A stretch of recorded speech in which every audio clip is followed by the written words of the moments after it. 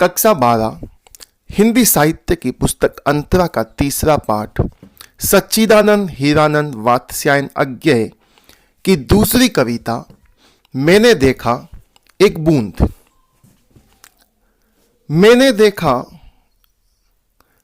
देखा एक बूंद सहसा उछली सागर के झाग से, रंग गई क्षण भर ढलते सूरज की आग से।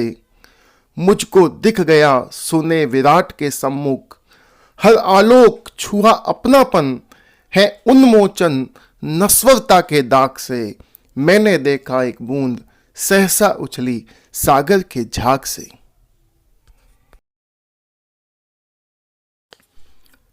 कविता की व्याख्या करने से पहले एक बार देखते हैं इसके कठिन शब्दार्थ। सहसा अर्थात अचानक, क्षण भर यानी एक पल के लिए, ढलते अर्थात अस्त होते, विराट अर्थात बहुत बड़ा, सम्मुख अर्थात सामने, आलोक यानी प्रकाश, उन्मोचन अर्थात मुक्ति पाना और नश्वरता अर्थात विनाश होने का भाव। संदर्भ: प्रस्तुत पद्यांश प्रयोगवाद के जनक एवं तार सप्तक के संपादक कवि सच्चिदानंद हीरानंद वात्स्यायन अज्ञेय द्वारा विरचित कविता मैंने देखा एक बूंद में से उद्धृत हैं।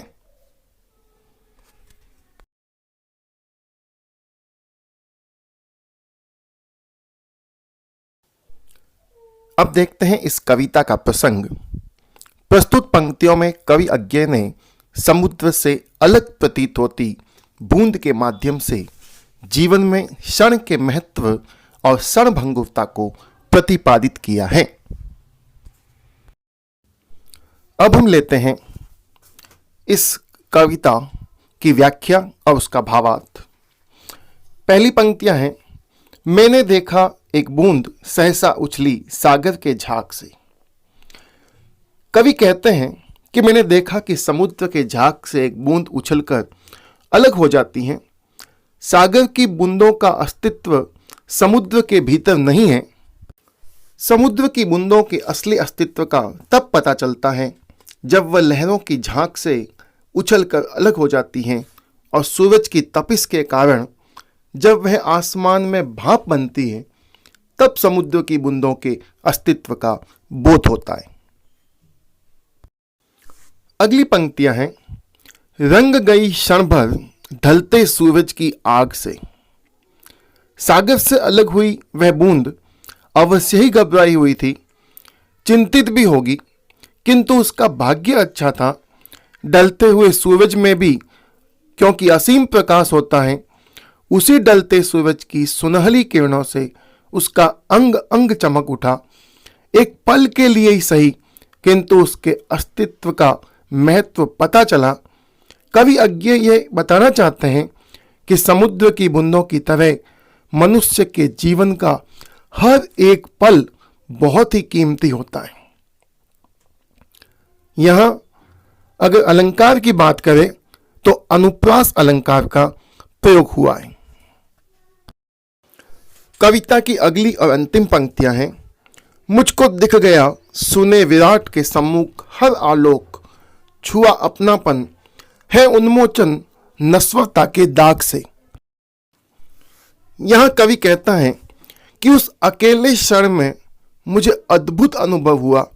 मुझे लगा कि उस विराट परम पुरुष के सम्मुख एक क्षण भी मिल जाए, क्षण भर हम उसके प्रकाश में रत हो जाए तो सदा के लिए अमर हो जाते हैं। नश्वरता का भय सदा के लिए मिट जाता है। जीवन में अमरता का रहस्य यही है कि भले ही क्षण भर के लिए ही हम अपने आप को प्रभु के सम्मुख अर्पित कर दें। जिस तरीके से बूंदें समुद्र से अलग होकर अपने अस्तित्व को मिटा देती हैं, ठीक वैसे ही यदि मनुष्य के जीवन से कीमती वक्त निकल जाता है तो इससे वक्त का कुछ नहीं बिगड़ता, मगर मनुष्य का बहुत कुछ नष्ट हो जाता है। इसलिए समय के अनुसार व्यक्ति को चलना चाहिए और समय को महत्व देना चाहिए।